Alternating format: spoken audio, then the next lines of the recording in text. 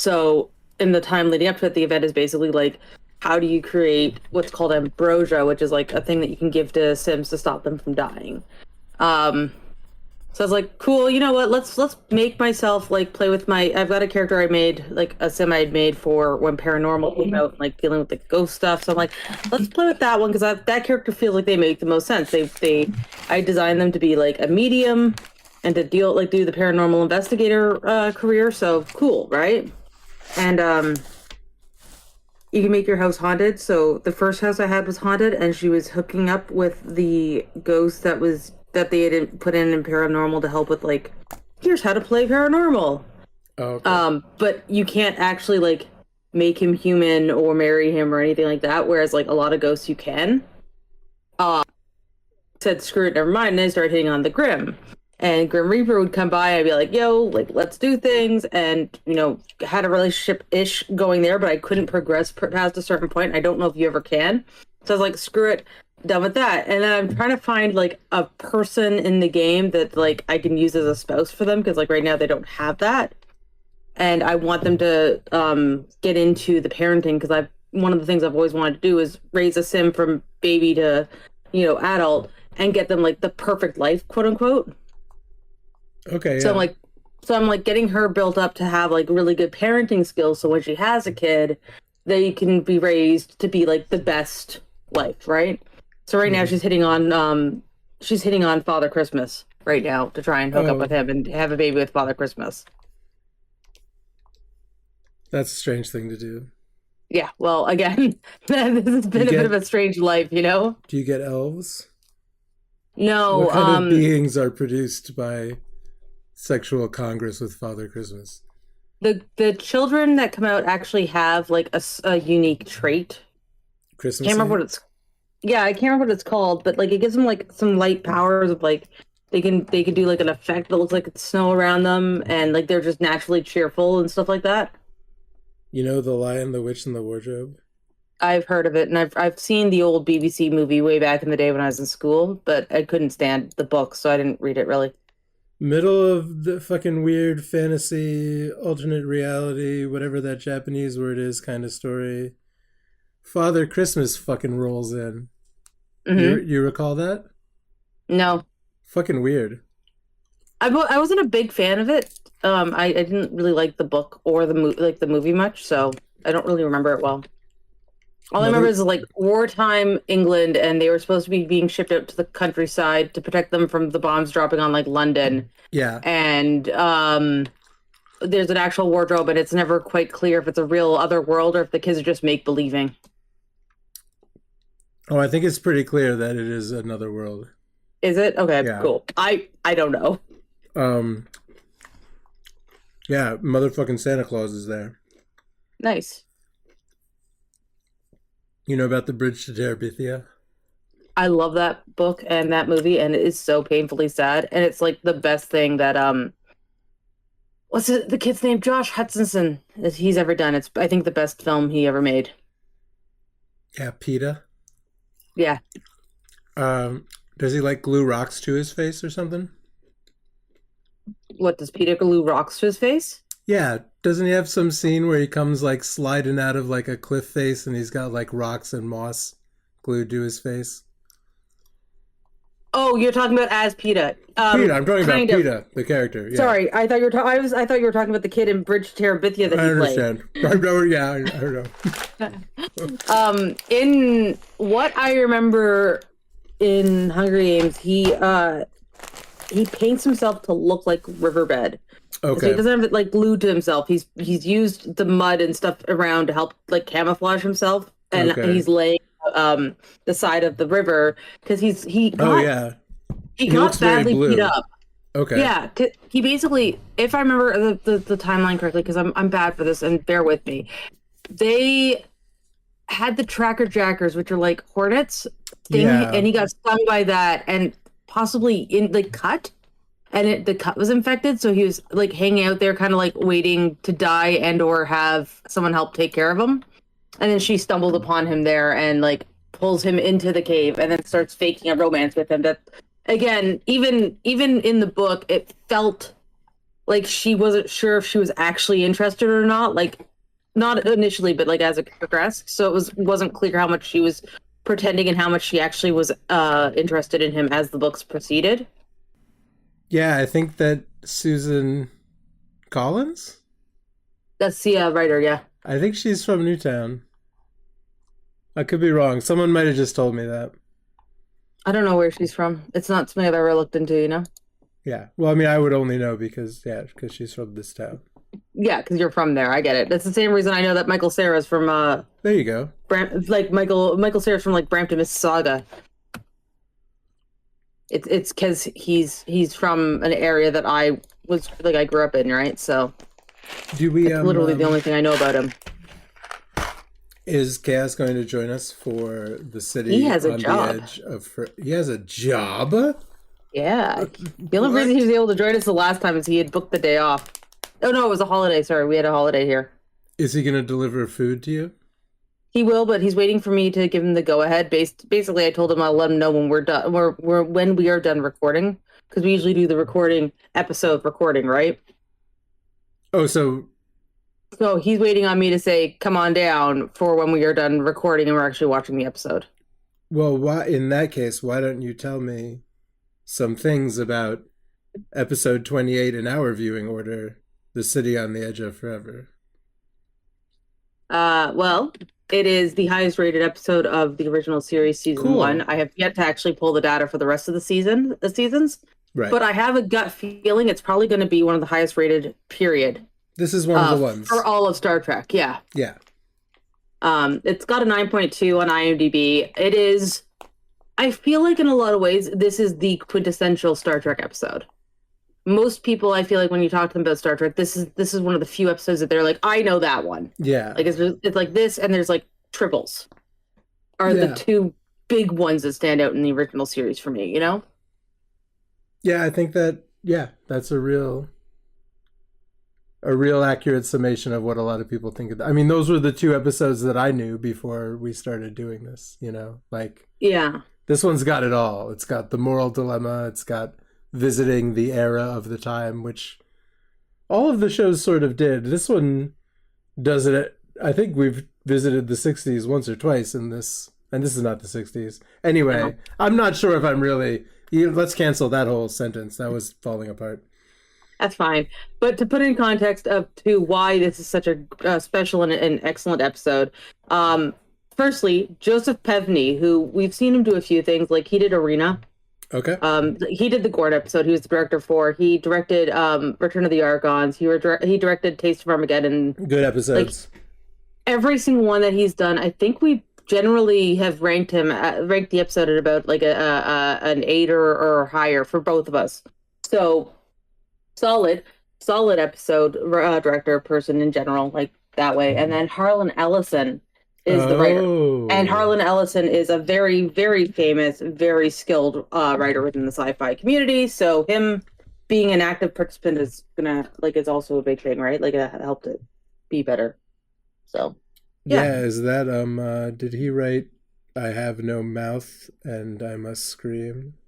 I think so, and I'm now double checking that because that one keeps coming up and I keep remembering not remembering who wrote it, you know? I think that's him. Yeah, it's him. Awesome. Actually, cool first published March 1967. This episode first aired April 6th. So that might have been an impact on him being chosen for this. Oh, they might have been like, hey, this guy wrote a very famous short story. Read this really good. Yeah. Really cool. Yeah. Right. No, so very, very famous writer within this world. So, yeah. It's going to be a good episode.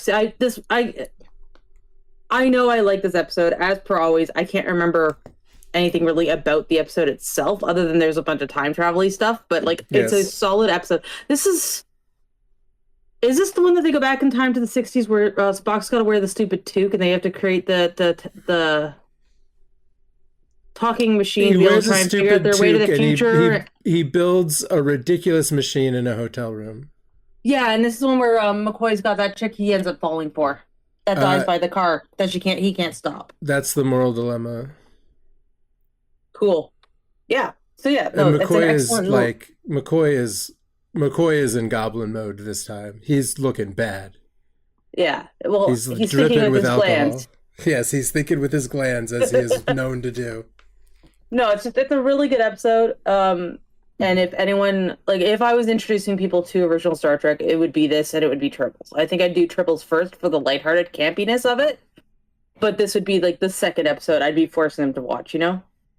Yep. Yeah, I agree. Good. Cool. All right, let's take a look at it then. Do you have any thoughts? Okay, never mind. Well, I guess not really. Yeah. It's the one where they go back in time because McCoy has entered goblin mode, and if they save the woman, they break the timeline, so it's a big conundrum, and Spock builds some kind of radio device out of, like, cathode ray tubes and a bunch of weird shit in a hotel room. Yep. Classic. Very classic track. And he wears a toque. Always. The toque is so weird. Sorry, beanie. For everyone who's not Canadian, I'm talking about a stupid little knit beanie. Oh, that word still feels weird. All right, let's watch. It's a toque. Yeah, let's go.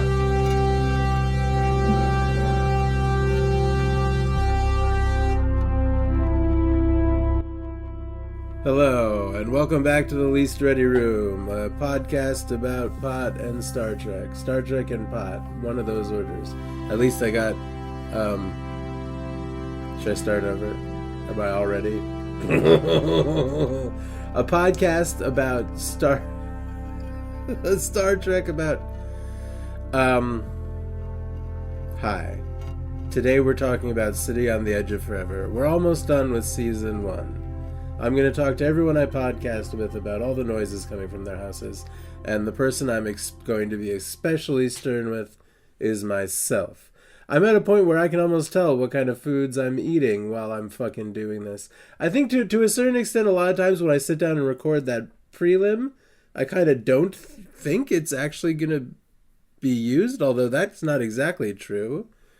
Am I just kind of like, well, this is going to be the intro, it's a little bit throwaway, I'm just going to shove M&Ms into my mouth. Someone told me the other day they could tell I was specifically eating Twizzlers. I'm a disgusting, not even a G. I don't even deserve the G. I get an apostrophe. Anyway, today we're going to talk about the City on the Edge of Forever. We're going to talk to Chris, obviously. We are going to talk to Saint and Surreptitious Music, maybe Weebs. This is a podcast where we talk to a whole variety of people, usually Toronto and Saint.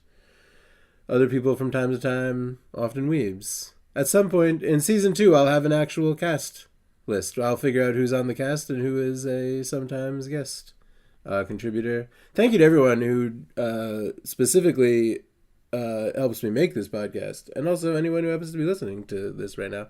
So, yeah, here's City on the Edge Forever. Let's start with Saint and Surreptitious Music, and one more episode in season 1 of this show, and there won't be too big of a break. I'm going to try to maybe reconfigure some things and maybe change how I produce this and format some stuff, but season 2 is going to be coming right along, which will mostly be season 2 of the original series, Star Trek. We're talking about Star Trek. Let's talk about Star Trek. Here we go.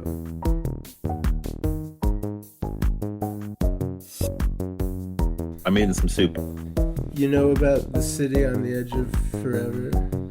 Yeah, I've seen this one before. There's one particular happenstance in it that I think is like incredibly funny, and we will talk about it when it comes around. Cool. There's one detail in this episode that really amused me. Are they in Texas or are they in like Isn't this the San Francisco one or something? Oh, is that what it is? I knew it was sort of westish. Is Texas west? I mean, it's westish from here, I guess. It's not really. Is it considered the West? Is it the Midwest? It's the South. Oh, hell yeah. It's the Mid-South. Texas is Texas. Oh, right. Okay. That's correct. And if you ask the Texans how to get there, they say go west until you smell it and south until you step in it. Ah. Oh, my. It's its own dang region. What kind of soup? This is a leftover. I've been trying to get things out of the freezer that have been in there for a long time, and I have a very nice. It was like I think this soup came from, we did like a little party last year, some friends and I, where I went to the Russian grocery and got like all the dankest Slavic foods ever. Oh yeah, And cool. one thing was this really like smoky salami. Oh wow. And I basically diced it up and made like a kale soup with it's really super tasty little salami and little tiny noodles and carrots and everything. And that's it. I'll have to make more soup soon. I don't know why a lot of little tidbits of high school memories have been popping out of my mind, but do you recall singing a pop song called Hot for Yanni? Oh yeah, I I may have a tape of that somewhere. You said Hot something for about Yanni. his Greek salami in there. Yeah, and it's Armani. Give me the salami, Yanni. Hercules, Apollo, Aphrodite, and Zeus. Ulysses, Minerva, and the old spruce goose. Next to him, they all ain't no use because I'm hot for Yanni. Oh, wow. I'm chill. Laying down some lyrics. That's right. I remember it to this day. One thing that happened in those days was I used to skip lunch every day to go to music theory class at Newtown High with Jack Zamory. Oh yeah, sure, yeah.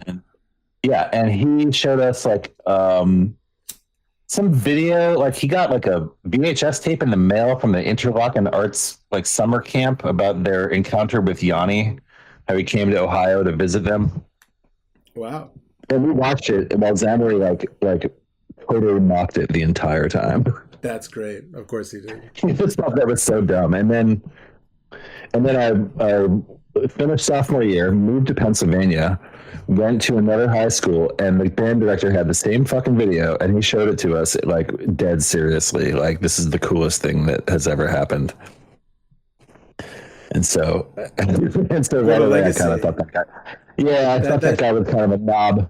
That piece of media has quite a legacy in your life. Sure. Shit, man. I had to read Catcher in the Rye at 2 different high schools after I'd already read it on my own. Oh boy.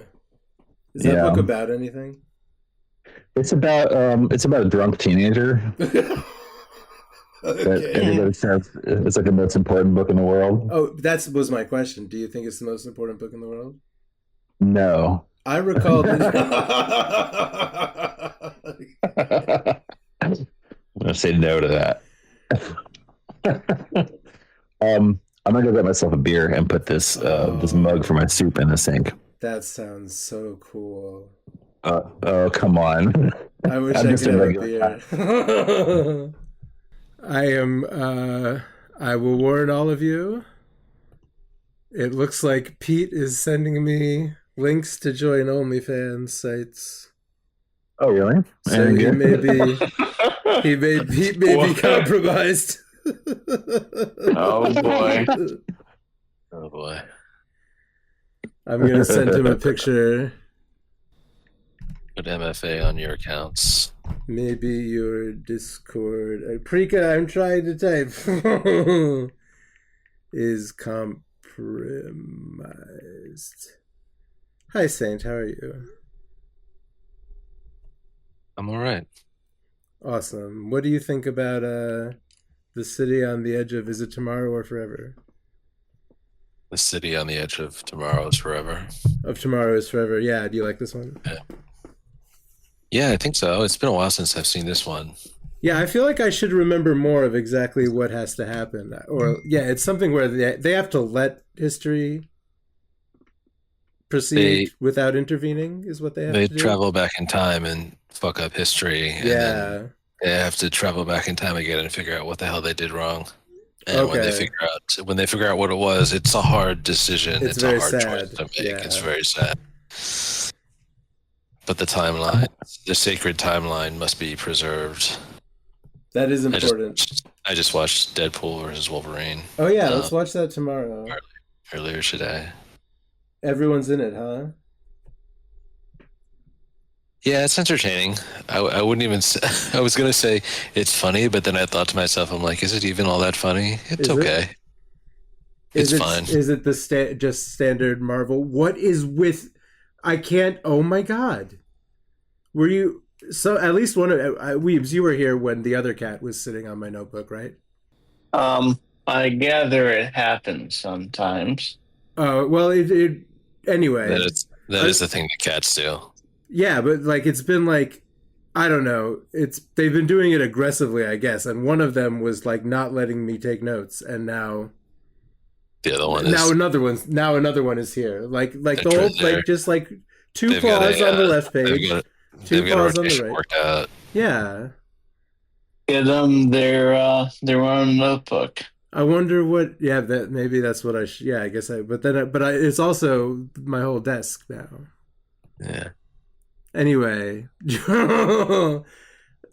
it's just kind of. But I guess it's just because it is aggressively happening all of a sudden, and it's new. Like, this didn't happen. Anyway, shall we watch this episode of TV of classic television, gentlemen? Yeah. Classic television. Until we run out of these and have to watch Batman. That is on the table. Yeah. No Maybe shit. after, I would be willing to, once we move on to like animated series and TNG, I would also do Batman at the same time to cover something from the 60s. But anyway, let's keep watching this for now. Enough jibber jabber. Yeah, enough jibber jabber. Thanks for being here, guys. Let me be your gateway. Captain, the Enterprise is up there. They're asking if we want to beam up.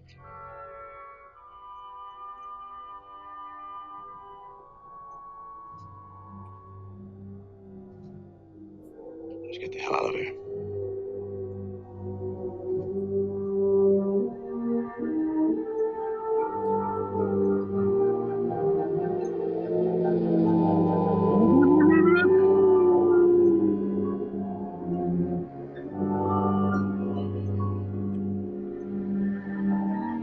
Harlan Ellison.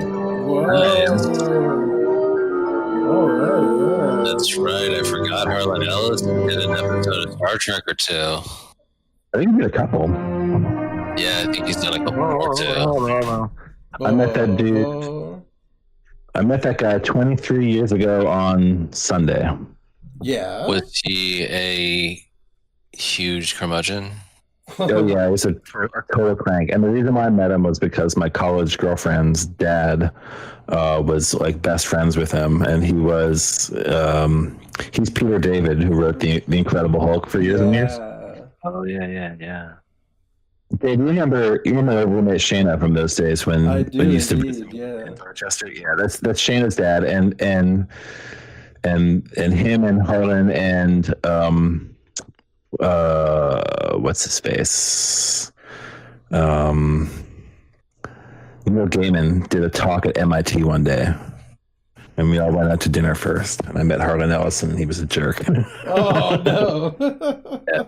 Everything I've heard about him says that he's a huge asshole to everybody he meets. This is a stupid question, right? Yeah. Is that I have no mouth and I must scream? Yes. Is that him? Yeah. Yeah. Okay. Yeah. Okay. Unless this is a different Harlan Ellison in this Oh, Star Trek unless the Star episode. Trek writer is different from. I don't. Think Oh no, I'll confirm but that. I'm pretty sure yeah. it's not. Pretty sure it's not. him. That's pretty cool. There's that passage from that story about how much the robot hates people is pretty cool. He died in 2018. We got it all go, yeah. Farewell to Harlan Ellison. He wasn't that awful. He was just like an overbearing tough guy who never shut up. It's just one of those kind of dudes. Yeah. Not like actually like super mean, but just kind of annoying. People of that age sometimes have that personality type. Yeah. He has some great stories, though. I definitely remember reading a lot of his short stories, and Yeah, are there collections published? Is there anything you recommend for sure. offhand, or um, I mean, I don't mean to put you on the spot about Harlan Ellison. I didn't even know. Yeah. trying to remember. All of the Harlan Ellison books I read belonged to my girlfriend back in college. Yeah, man. Deathbird Stories. That's a good one. Okay. I saw that pop up, and I was like, oh yeah, that one's good too. But there, you could grab a lot of his Pain God and Other Delusions. Oh wow, I like that title. That's a name. That's a great name. How did you guys like the scientific device that Spock whipped up in their hotel room? Tubes. Vacuum tubes and some electricity. Tubes and platinum. Stone knives. It was dope. Stone knives. And Captain little Everfire, Jacob's ladder. Yeah, the Jacob's ladder. Yeah, you saw that a lot. They never made explicit whether they actually went and got some platinum or not. And that's out of the story. I'm pretty sure they did not. That's too bad. He wasn't allowed to complete his experimenting.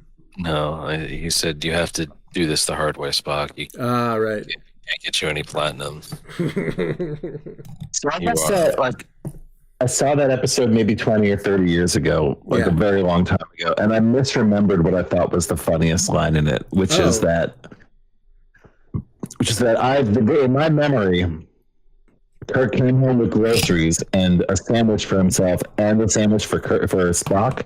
Okay. And he was like, I got bologna on a hard roll for me and like salami on a Kaiser roll for you. And I always thought, remembering that way, I just thought it was hilarious that Kirk knew Spock's deli order. Yeah, that is cute. Yeah. But unfortunately, what kind of early 20th century processed meat would Spock want? Yeah, like maybe they'd already been like that for sandwiches or something.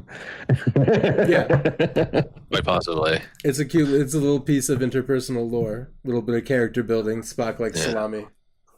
Yeah. Unfortunately, it was only one sandwich. The Greek salami. Give me that salami, Yanni.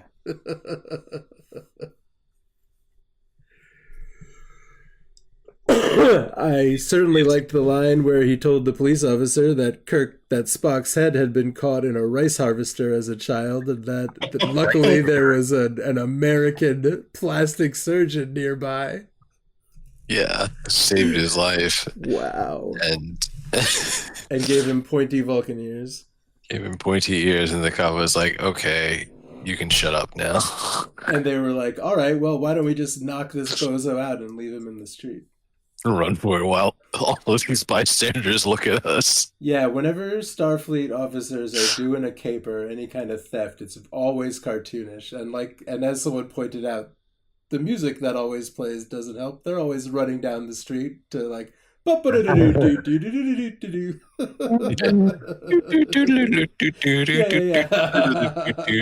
know, or like the Flight of the Bumblebees or some shit. Yeah, they're always having a fucking caper. Yeah, TOS really does have a unique and very special thing to it. I'm looking at some footage of a rice harvester now, and I think this thing would probably just kill you. Oh, yeah. Thank you for reporting no that problem. piece of information. I'm glad that we know that. Yeah. Well, our concern with the line was whether it was plausible, right? Yeah. So this is one of the most biggest, dramaticest, tragicest, humanist episodes. Yeah. Famously. Sacrifice this woman who is a fucking saint. Yeah, she's gonna bring peace to... She inadvertently fucks everyone over in World War II so the Nazis win. Yep, which goes to show you that the peaceniks will just fuck everything up. Yeah. So because of that, she asked to die in a automobile accident? Yeah. Because if she's alive, then she will tell FDR, stay the fuck out of World War II, and FDR will be like, yeah, I'll do that.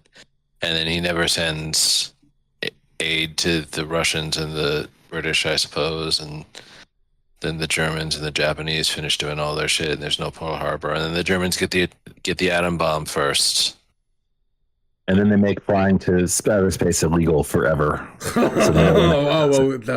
then that we can't have that. No one ever wants it, or tries for it, or accomplishes it ever. The end. We make flying to outer space illegal. I don't know. Maybe this is the origin story of the Terran Empire from the Mirror Universe. You know? Is there? Oh shit! Is there a canonical breaking point? We've talked about this before, and you were like, "It's definitely in the past." I do not know Because you said that Shakespeare was in the Mirror Universe. Yeah, but there's a specific thing I remember reading, but it was in a novel, so you consider it like lower level of canon, like the novel level, like not TV level of canon. I'm not sure. It might be. I may be thinking of the Orville. That I think there is a specific breakpoint for the Mirror Universe.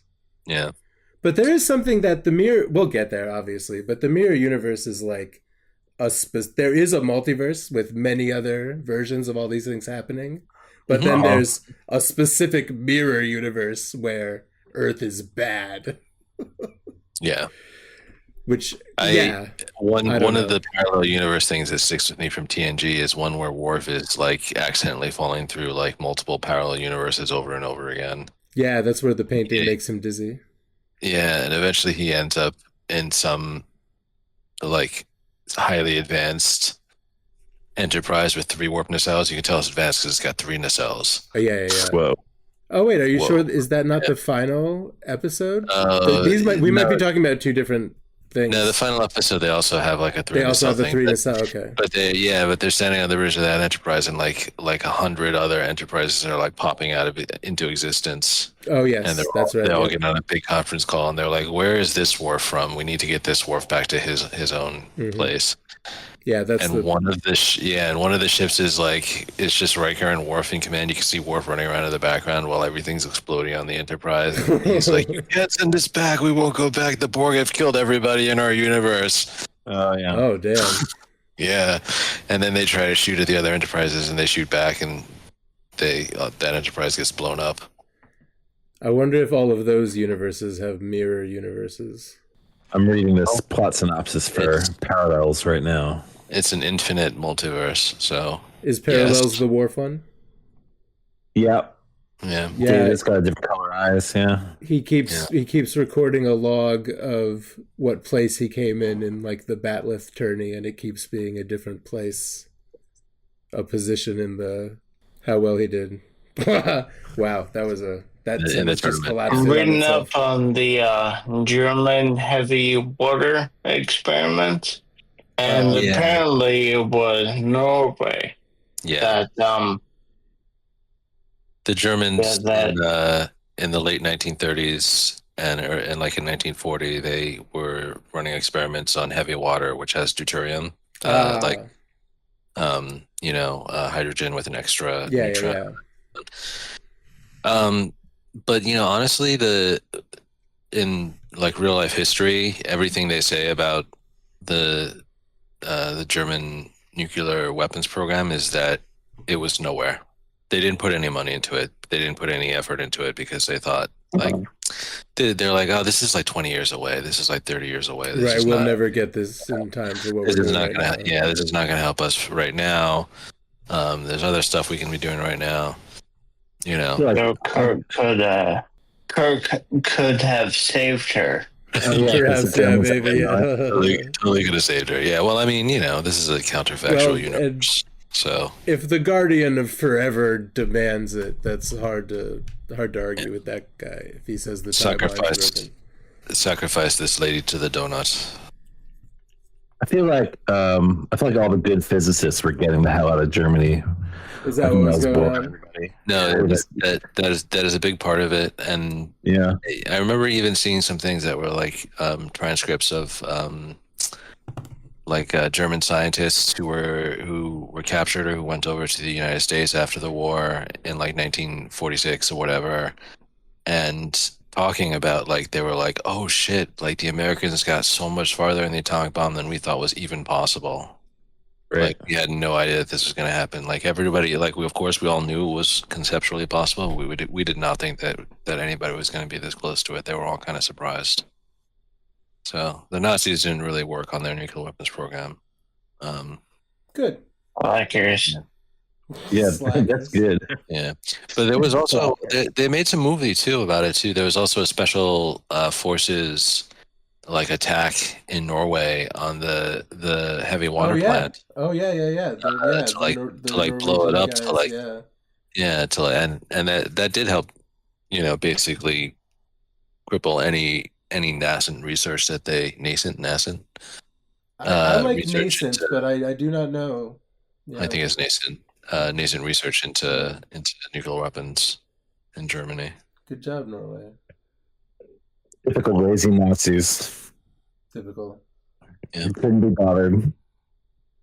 I heard a story recently about a physicist who, I think he was in Germany, and it might have been Niels Bohr, I'm not sure, but he had a Nobel Prize, so he had like a big honking gold medal. Yeah.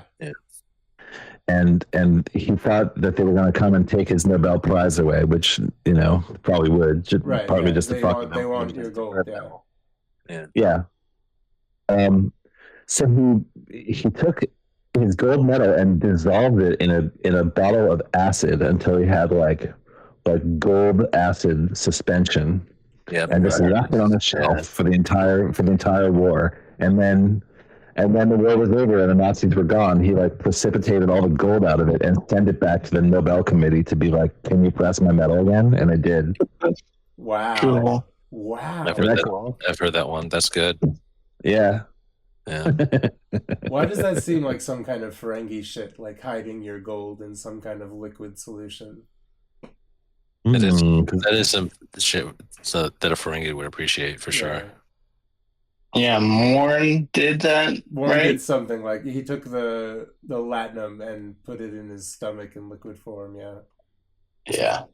So yeah, something like that. Yeah. Yeah, I guess latinum, when it's not pressed, it is in a liquid form like mercury. I don't really know. Yeah, I think I understand. Probably non-toxic. Yeah, It's not toxic. You carry it in your second stomach. Unlike mercury, yeah. No, I believe you're right. I believe latinum is liquid at room temperature, and that's why they press it in gold. Sure, okay. Do you guys all like sorry? It's cool that every species is okay with room temperature, by the way.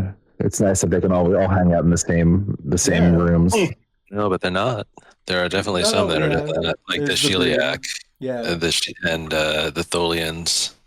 Yeah, but you only see well, the Cardassians are still mostly at room temperature ish. They like it hotter, but not like 400. But not like 400 degrees Fahrenheit or something. Right. There's the guys that have to spray mist at their mouths. The benzites. Benzites. Yeah. No, that's true. Some races we like the temperature like 40 degrees C, and some are like, no, we like it at 20 degrees C. Yeah. But I'm talking about there are definitely a few alien races that are like, we like it at like 300 degrees C. But then you only see those guys in like one episode, and then you never talk to them again because they're a bunch of like space rock monsters, and they don't care to talk to anybody else. The breed wear refrigeration suits. Yeah, that's right. Brains are Trevor Goodchild's subjects in Aeon Flux. Oh my god. Yeah. Breen, yeah. Oh. Breen, and what's the other country called? Monica. Yeah. Yep. I got the DVD box. Yeah. That's one of my all-time favorite TV shows. It's so good. It's just so freaking weird and ugly and gross a lot of the time, and just confusing. Do you like the part where they talk better, or the part where they don't talk? I like the talking ones. I think they're just awesome. Man, I certainly have not seen them since the year 2000 at the very most recent. Yeah. Is that on any kind of streaming? Shit. I have no idea. Let's find out. Oh my god. Aeon Flux was rad as shit. I think I liked it when they didn't talk. Sorry, Sam. I've got like some old MP4s of the non-talking shorts. Yeah, they were cool. Perhaps Paramount Plus. It could be, it could be a body horror sometimes. Like a lot of things were going with it. It was a lot of stuff thrown together. It looks like Paramount Plus might have it. Oh man, I got Paramount Plus. Cool. Boy, yeah, weird shit. Yeah. I recall reading that the dude responsible for it, whose name I forget right now, who created the show, was Korean. I might have grown up in South Korea, so the whole theme of the border and the two ideologically divided states were taken from that experience. Makes sense. Yeah, I think his name was like Chang or Peter Chung, isn't Peter it? Chung. Okay, Yeah. They do have the talking episodes. Cool. Yeah. They don't have the shorts, I don't think. Oh, okay. Yeah, no shorts. Just the eight talking episodes, which is 2 more than Police Squad. No, 10 talking episodes. 10? Yeah. Oh, there we are. Yeah, which is 4 more than Police Squad. How did you guys like Goblin McCoy? It was horrifying. Splotchy, sweaty, splotchy. McCoy. Hopped up on Space Ketamine. Space PCP McCoy. Yeah, the whole inciting incident is that they experience time ripples, knocks McCoy off his feet, injects himself with mysterious space drugs. Yeah, lands on a hypo spray. Like, dude, to stop waving your syringes around when you're on a ship in time, going through time ripples. There's not some kind of safety on that thing? Yeah, there must be. There's gotta be.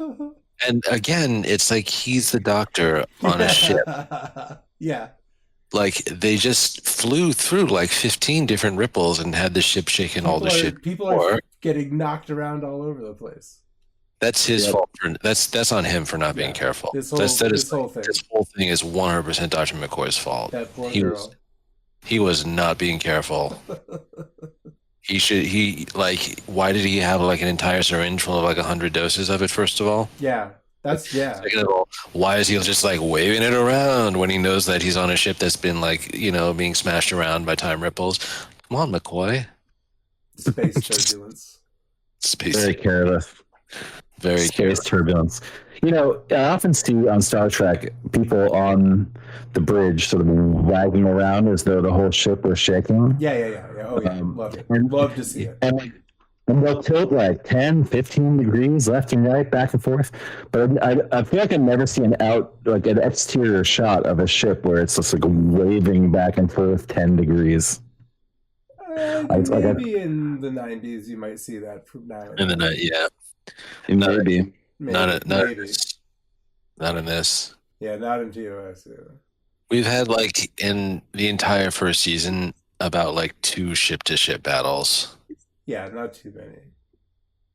A few other things have knocked the Enterprise around, and they really get into it in TOS. The actors really throw themselves around the bridge. I appreciate it. Oh yeah, it's so cool. Yeah, bless them. Bless them.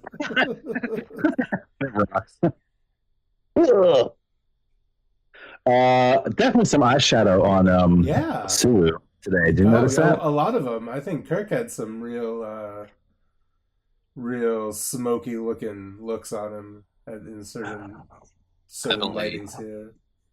But yeah. I definitely think most of the time they're wearing stage makeup, eyeshadow, eyeliner, and eyeliner and such, some foundation and some blush. I try to think of how you do that splotchy look on McCoy, and it kind of just looks like somebody just got like a big bucket of rouge or something and just stuck their thumb in it and just smeared it around. I know. Get some splotches on this guy. Yeah, I was gonna say use one of those little makeup sponges and you just splotch them all over his face. Splotch him up. Throw it at him. Get some Vaseline, make him sweaty looking. Oh yeah, is that how you do it? Vaseline effect for that? I'm sure. No, off screen they spray him with a spritzer. Spritzer. So this is water. Makes more sense. Okay. Yeah. We'll need this when we shoot our monster movie that we're gonna make for $15. A $15 monster movie. That's what I'm saying. Yeah. I would request the Vaseline, and we'd go over budget.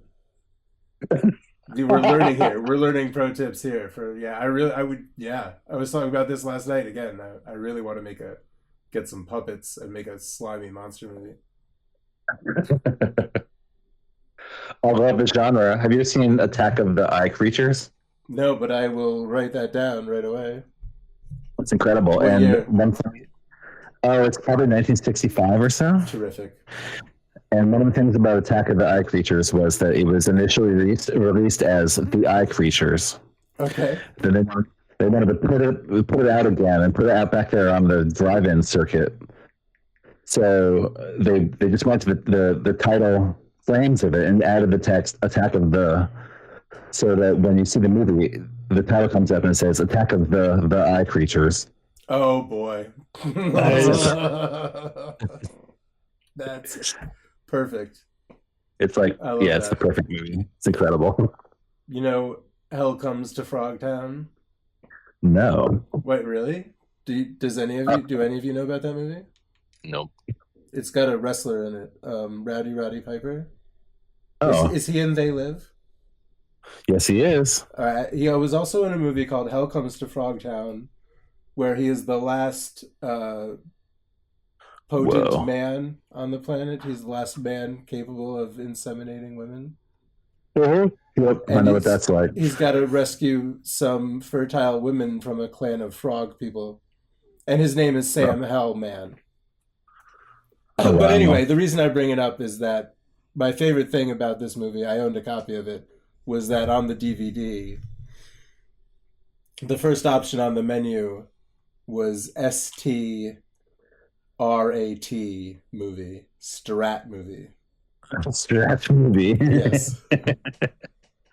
Somehow, a nomadic scavenger is recruited by the provincial government to serve as a human stud. They track him down by following a flare of pregnant women left in his wake from his travels, and have determined that he is one of few remaining fertile men in existence. A protective codpiece that monitors Hell's physiosexual condition is affixed to his groin and secured by an electronic lock. Yep. Yeah. It's a good movie. Fuck, this looks amazing. Yeah. He has to fight a bunch of frog guys. Whoa. Sam Hell Comes to Frogtown. Yeah, thanks to all of you for watching Star Trek with me on this lovely Friday night. My pleasure. As a Thank matter you. of fact. Batman is definitely on the table. All kinds of other, stuff is on the table. Yep. I've watched so far a spooky movie every night in October. That's what I guess I'm watching a spooky night every night that I'm not watching Star Trek. Yep. I saw The Brood by Cronenberg last night, which Oh, I'd never seen before. do you know what year-ish? Is that an early one? 79. Yeah, 19 yeah. Yeah. How was it? It was funny because it kind of mixed two really different genres together. Like part of it was like a psychodrama with this like apparently evil psychotherapist with this clinic who was keeping this woman away from her family while he did this radical therapy. Yeah, And yeah. then it just sort of turned on a dime into like a freaky evil troll monster movie. Yeah. That was just sort of laid on top of the weird psychology content. So I was really into that. I feel like I And saw then it in like the 90s. It got it's got very, very gory, like intense, like in like 2 scenes at the end. And that was pretty much it. But it was very good. And the little monsters were really distressing. Is it like Yep. a small puppet movie like Gremlins or the It's gate, I think. most of the movie centers around the lady's daughter, who's this 5-year-old who keeps finding herself in incredibly traumatic situations. Oh dear. And the monsters in the movie are like evil little child-sized tiny gremlin people. Yeah. So they're all like exactly as tall as this little girl who's the tormented protagonist. So it's really fucked up. Scary little munchkins. And I get why I keep thinking McCoy's got a thing for her with the ending there. He's thinking about it. He's thinking about it. But he's not the one who's fully in love. He's just you're interesting. He's thinking with his glance. He always is. He's lit up. I bet that was never an intention of Star Trek for everyone to just like be like, nah, man, he just thinks with his glance. Like that to be the notable thing about McCoy. Well, I definitely never thought of that as part of his character when I was watching the movies as a child. Yeah, for sure. But I sure think it is part of his character watching the show when they were all a bit younger. Yeah. Excuse me, Well, sorry. No worries. Please go ahead. What were you? I was just gonna say, like, overall good episode. Like, no complaints. It's a 10 out of 10, obviously. Okay, yeah. It's just a really good episode. Just, yeah, speaking to that, a lot of things happen in it, like a lot of, like, it just, and I don't want to, like, I guess I don't want to say in comparison to other episodes, but but really, I guess really, in comparison to some episodes, there really are a lot of ups and downs here. There's a lot of scenes that are actually impactful to the plot. There's a lot of things going on. I don't know if it's sort of the B plot of Spock building the thing in the room while they're waiting for McCoy hiding out in the past. There's just like, it's just thick. And like there's a lot to, God, and a man vaporizes himself. Like a lot of things happen. It's like a dense episode, and it's a cool, tight little story because of that. Like nothing's left out. They don't dilly dally. They don't dick around. Stuff's happening, and it's just constantly something. Like every scene matters, which isn't common with the show. Like there's usually a lot of filler stuff happening in episodes. Yes, there you go. Every scene does matter. Yeah. What do you make of the thing that Spock builds in the room? I think he could have just said it was a radio instead of telling her the truth, and that she would have been like, okay, cool, and moved on. Yeah, that's for sure. I think the need to be honest was unnecessary. Also, it looked like they were trying to build a theremin and didn't know what a theremin was. Yeah, I think that theremin may have been part of what was happening. Spock's asking Kirk to bring him back platinum and shit. It was cool. It was very cool, but also really, really silly. So some unusual readings have led us to a planet where there are like time quakes. There are ripples in time shaking the ship, which causes Sulu. The premise of this, the inciting incident of this episode is ridiculous. It is. Causes Sulu to bump his head. McCoy comes to the bridge with a substance, an injectable drug we've never heard of before called cordrazine, I think. I don't remember if it was cordrazine or cortazine. Something like that. Yeah.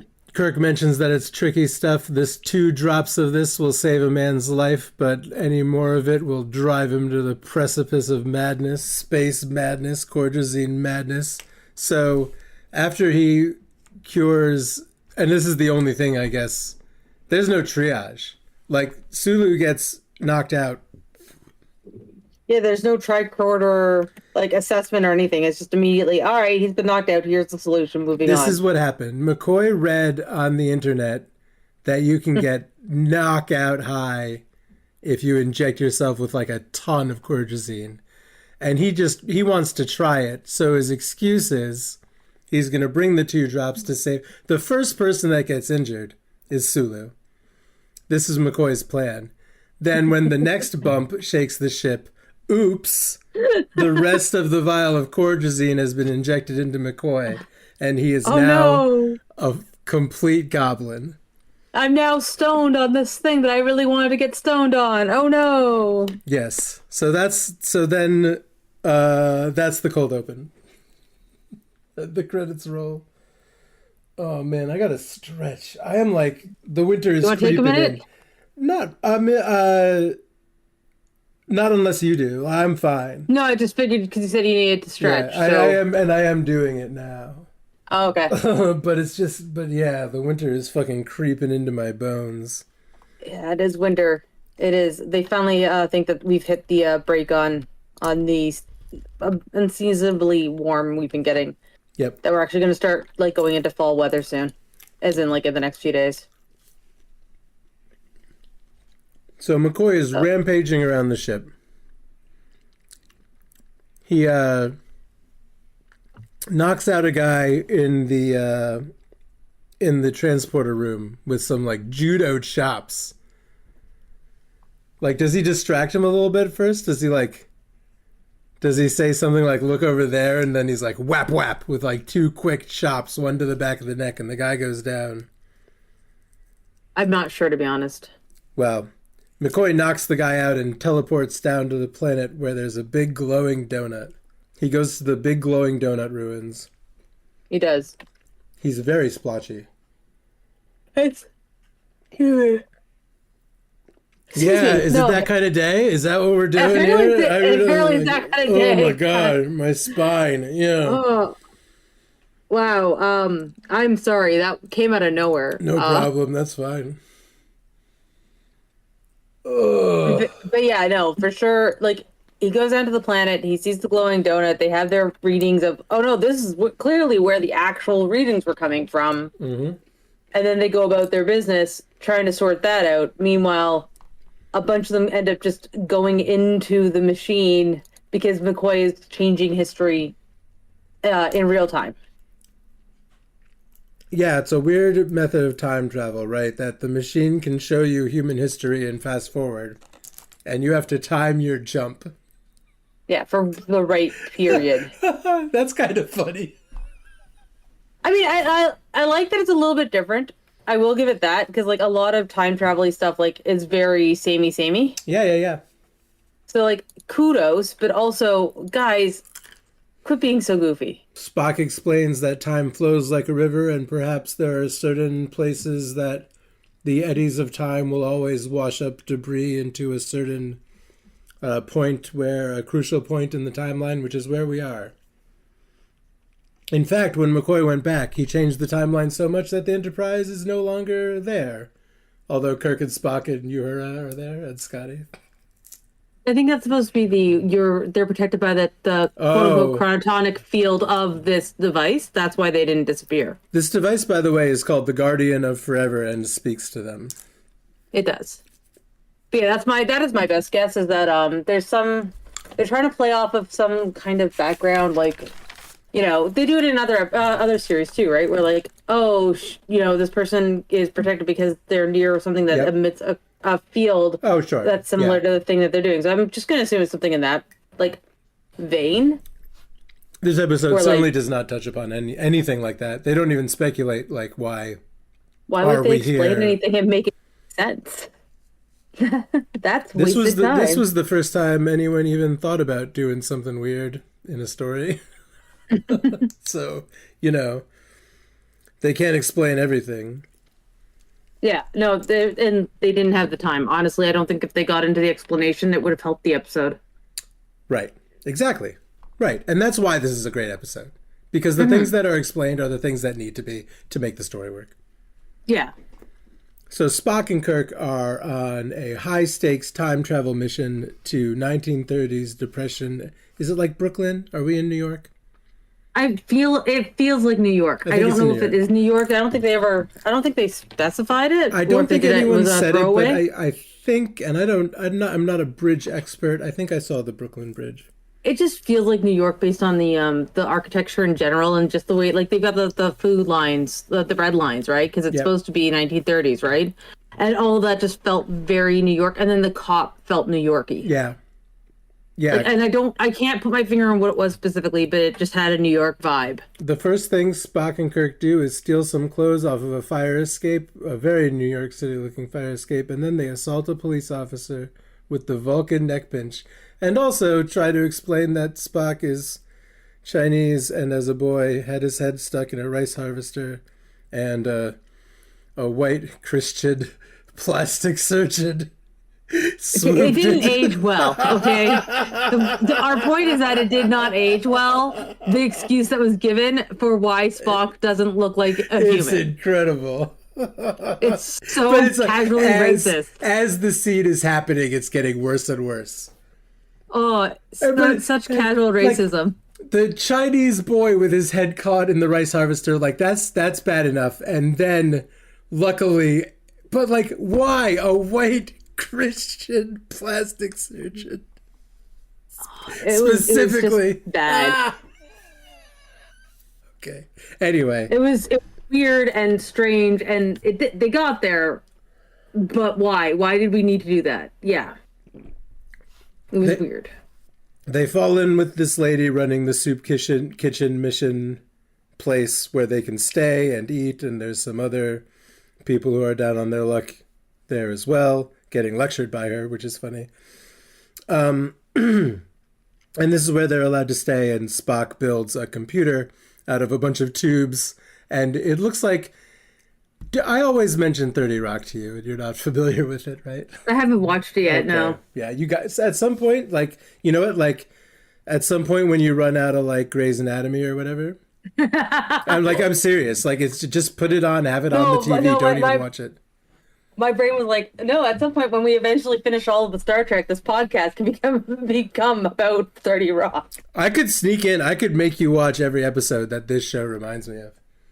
I mean, I'd be down to watch it, don't get me wrong. I don't know, I've got Grey's as a background, but I don't have a way to watch 30 Rock, I don't think, on any of my streaming services here. Well, that, yeah. Like the one that I'm paying for, you know? That's the bottom line. Yeah, it's on Apple TV and it's on Crave. Is it here for me right now? Yeah, it's on Apple TV and it's on Crave. I'm not paying for Apple TV, and Crave is $22 a month. So I'm just not paying. I've already talked to the sister-in-laws about Crave. I'm waiting for Righteous Gemstones season 4 and White Lotus season 3 to be released on there. Yeah, did you watch Righteous Gemstones? I did. I watched it against Walton Goggins. Yeah. And the other guy, right? Danny McBride, yeah. Yeah, him, yeah. I'm not a big fan of his. I watched it because of Walton Goggins and John Goodman. John Goodwin. Blah, blah, blah, blah. I'm warming up to Danny McBride because of Vice Principals. I still don't. He plays the same character in both shows, and I find him just. Does he just do one character? Period. He's the exact. Everything he's in, he's the exact same guy, and I personally don't tend to enjoy watching man-children. I saw him in Alien Covenant, and I have a feeling he may not have been cracking jokes, but he probably was the same guy. I don't know. He might have been something different there. Alien movie. Maybe he might have. I'm not positive. I don't know. I haven't seen that one, but like, it's just, that's where my head's at with him, is he always plays the same thing, and I don't like man-children in TV.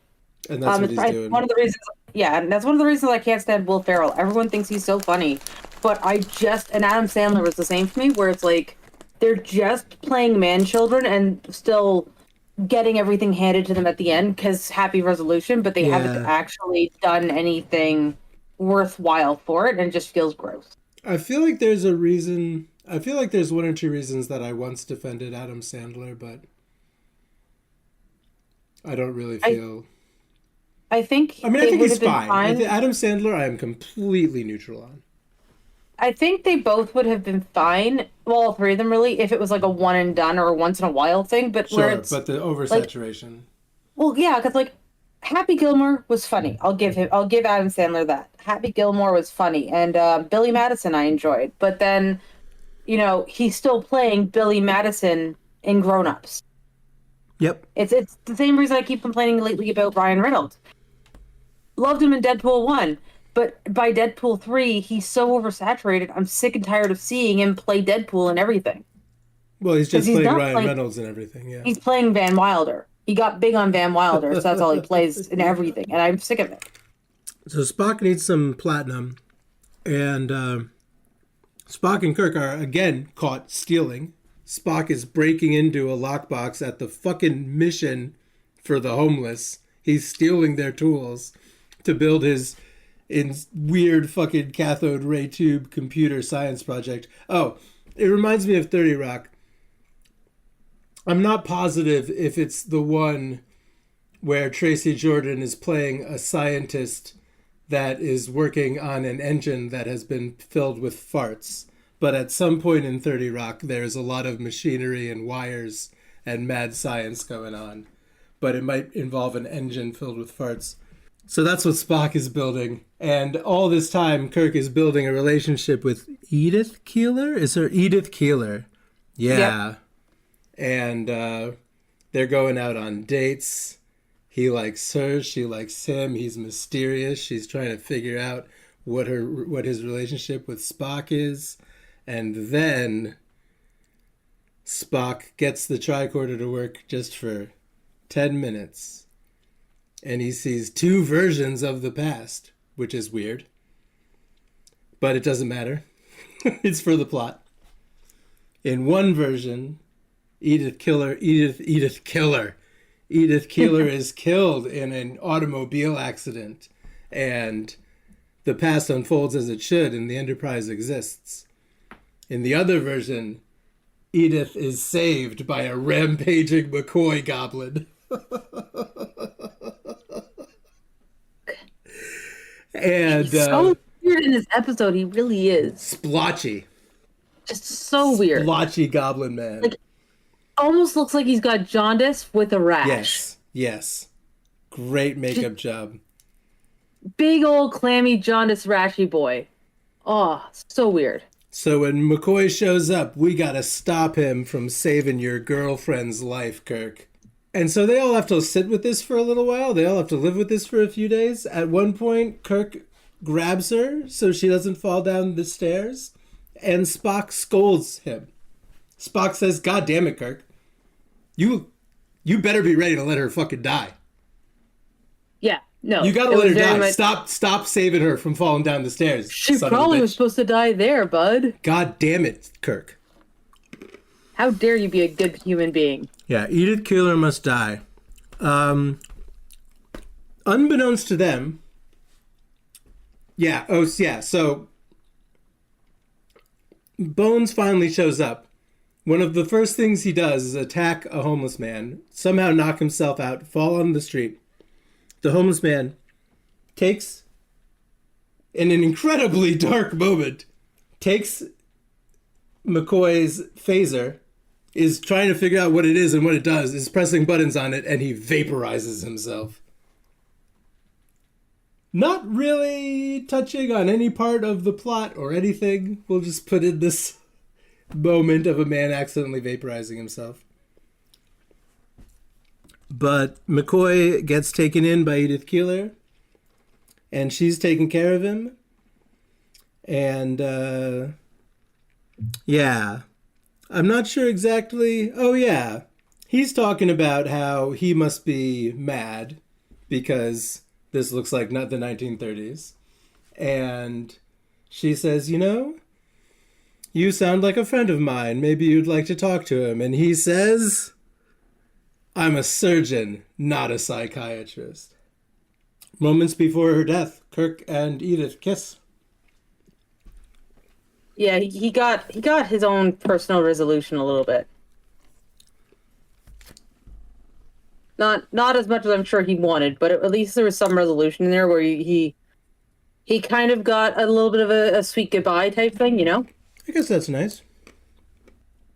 So I guess I don't really have to tell you that she ends up out in the street, and McCoy is running to save her from the automobile that's going to run her down, and Kirk has to stand in between her and McCoy and not allow McCoy to save her, even though he loves her.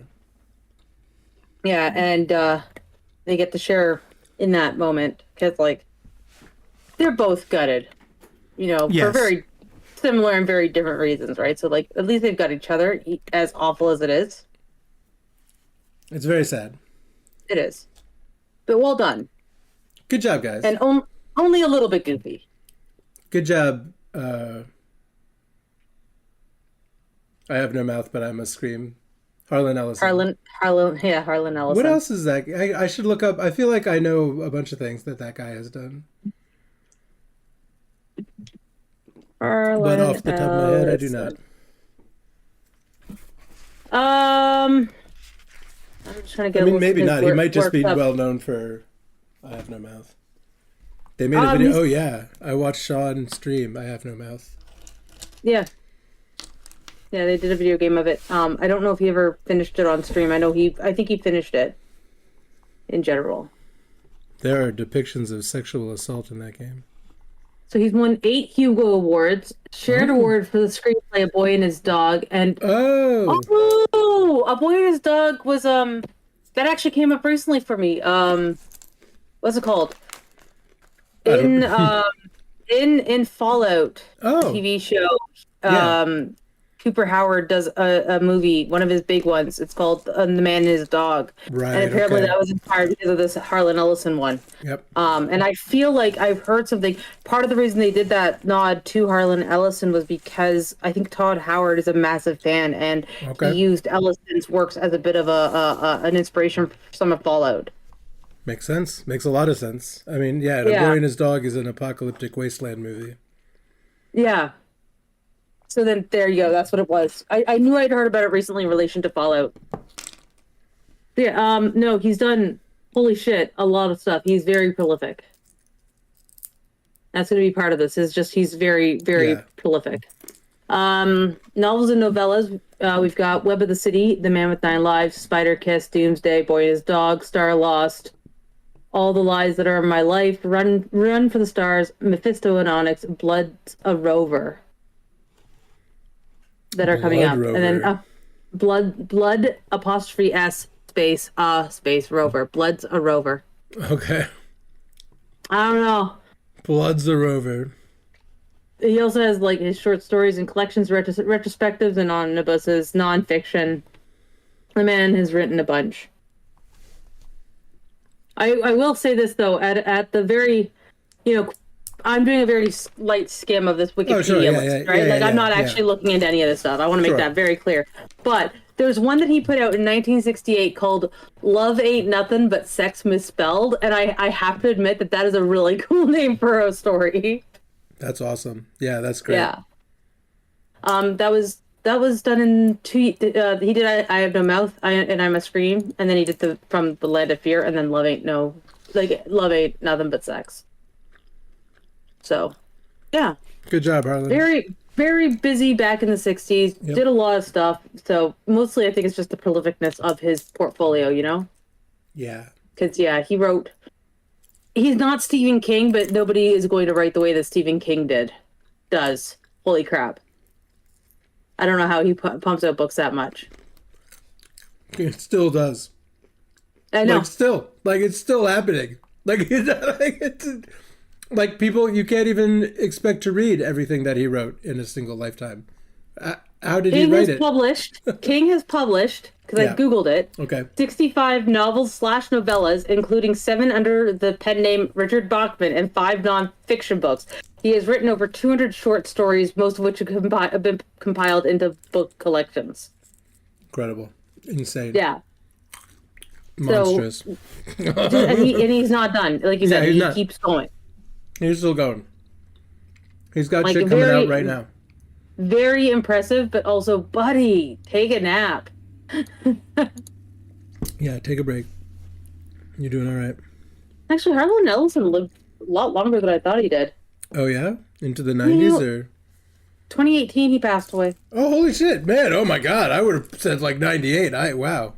Okay. Yeah, no, apparently he was born in 34. I honestly thought, I always had it in my head that Harlan Ellison was like turn of the century to, like you said, like the 80s or 90s. I didn't think he was born later and died later than I thought.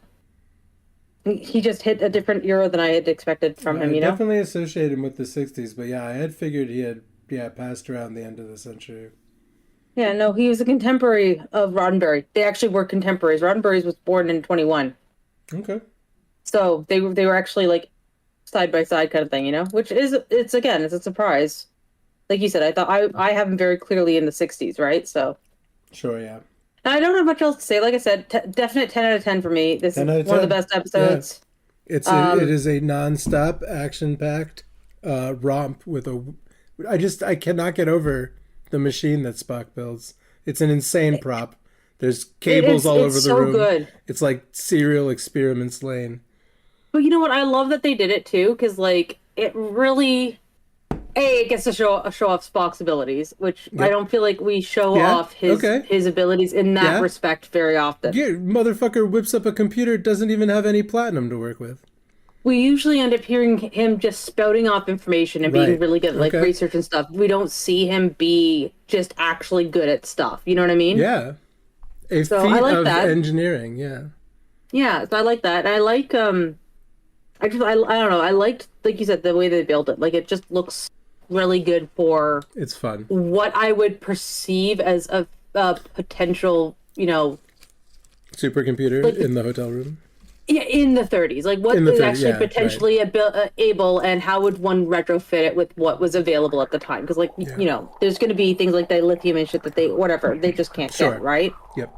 So how do you do that with, like, lesser equipments, right? Mm-hmm. If that makes sense. No, totally. Yeah, absolutely. I mean, and it's great. Yeah, I love it. I love it so much. Excellent episode. 10 out of 10 would watch again. 10 out of 10, love it. Yeah. Classic. How did it go when you streamed it with everyone else? I mean, everyone liked it. I don't recall what we all said. Fair. I was just wondering. Yeah, Surreptitious. I don't know if you have been like in the chat with Surreptitious Music, but he was there. No, I haven't been. I've only seen him in your like chatting every once in a while in your Discord. I've never actually been in a call with them. Yeah, so we talked to. I think it was me, him, and Saint, and yeah, we always talk about the 60s. And now we wish it was the 60s. Oh yeah. All right. But yeah, awesome. Thank you. Oh, thank you, and I will talk to you soon. Yeah, have a great day. I'll talk to you real soon. Cheers, man. Peace.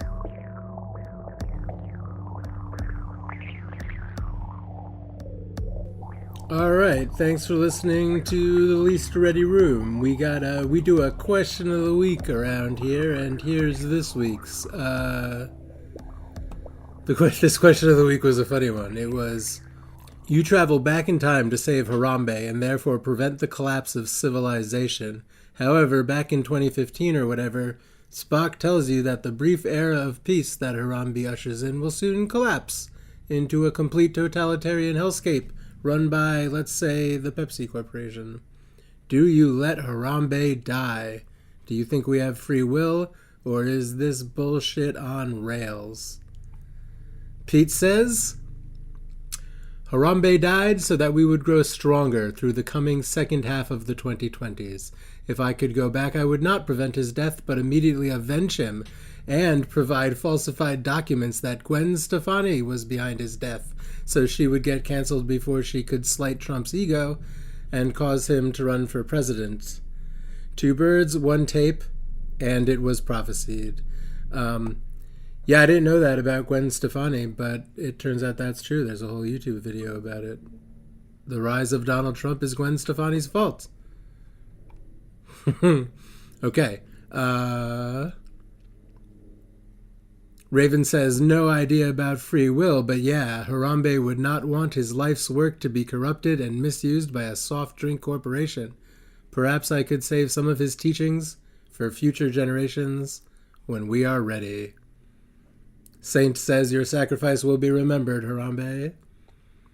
Surreptitious Music says, not knowing if our current reality is bound to descend into Pepsi hell makes it hard to answer this question.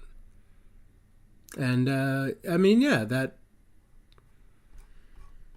It does make that. It does make it a little trickier. The guys on the Enterprise, they knew that the Nazis would outlaw space travel forever. So next week is the final episode of season 1, Project Operation Annihilate.